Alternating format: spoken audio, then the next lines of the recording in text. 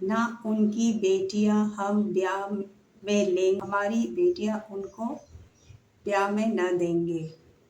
परमेश्वर का ये वचन की वाणी है।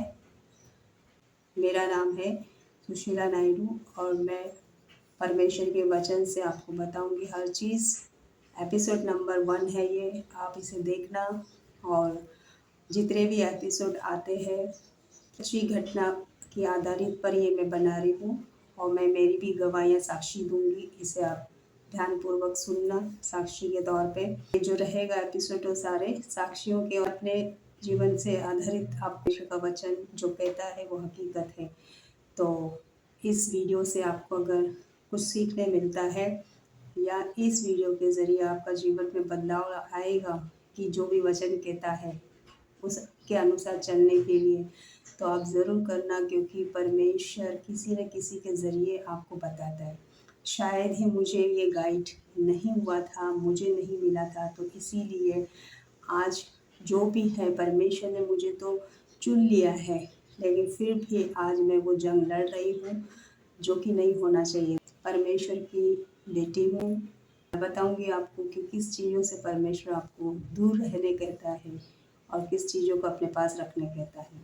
इस वीडियो को लाइक करना, सब्सक्राइब करना और मेरे चैनल को आप शेयर करना, इससे और लोगों को भी ये वचन के द्वारा आशीष मिले और सीख मिले। क्योंकि नहमीया का 13 अध्याय के 25 में अगर देखते हैं तो वहाँ पर लिखा हुआ है, तब मैंने उनको डांटा और कोसा और उनमें से कुछ को पिटवाया दिया और उनके बाल लुचवाए और उनको परमेश्वर की यह शपथ खिलाई दे कि हम अपनी बेटियां उनके बेटों के साथ ब्याह में न देंगे और न उन अपने लिए या अपने बेटों के लिए उनकी बेटियां ब्याह में लेंगे। वचन कहता है, क्योंकि ऐसे और जगह पे भी लिखा हुआ है व्यवस्था विवरण के 7 और 3 में, निर्गमन 34 के 15, 16, 17 में भी लिखा है और नहमीया 13, 25 में लिखा है। तो परमेश्वर का जो सीख वचन के द्वारा आज मैं आप लोगों को स्टडी कराती हूँ। यूसुफ को खड्डे में गिराया गया था, खुद उसके भाई लोगों ने भाई बैर करते थे क्योंकि यूसुफ को उसका पिता अधिक चाहता था। मेरा पिता मुझे बहुत प्रेम करता था, वो चले गए प्रभु के पास, तब से मेरी ज़िंदगी का डायरेक्शन अलग हो चुका। एक्सपायर हो गए, चले गए प्रभु के पास, तभी मैं 17 साल की थी। तो फिर भी परमेश्वर के डर भय में मैं चलती थी, क्योंकि मैंने बपतिस्मा 13 साल में लिया था।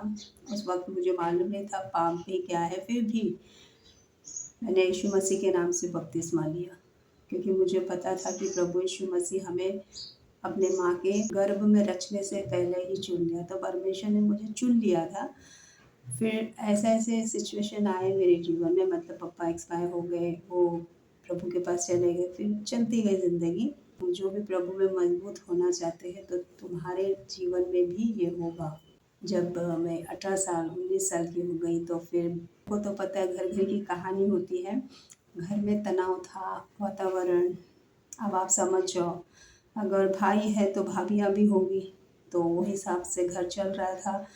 तो मुझे नहीं पता मेरे ऊपर क्यों क्रोध करते थे हर व्यक्ति, क्योंकि पता है जिसको परमेश्वर यीशु मसीह चुनता है तो उसके ऊपर क्रोध आता ही है लोगों को।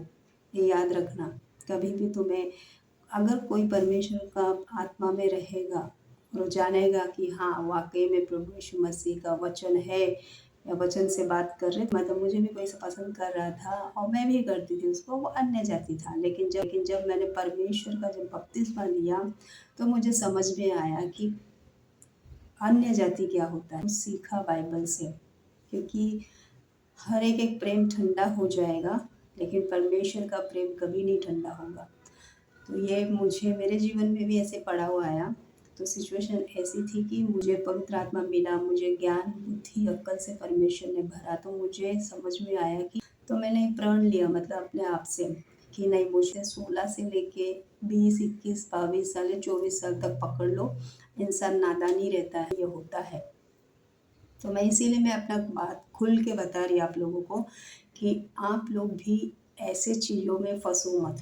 तो फिर भी परमेश्वर का दया कृपा मेरे ऊपर था, मेरे पवित्र आत्मा से जान लिया कि अन्य जाति से ब्याह न करना।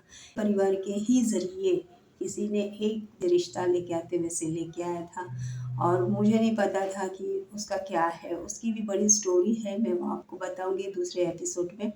चैनल है मेरा, उसको आप सब्सक्राइब करना, प्रेस करना ताकि आपको सारे वीडियो का नोटिफिकेशन आ सके, आप मेरी लाइफ के बारे में सुन सकें, जीवन में कौन सा इंसान आया और कैसे आया और क्यों मैंने उनको शादी के लिए हाँ बोला, ये भी मैं आपको बताऊंगी और कि मेरे जीवन से और लोगों को भी सीख मिल सके। जय मसीह की। और ज़रूर मेरे दूसरे एपिसोड को भी देखना।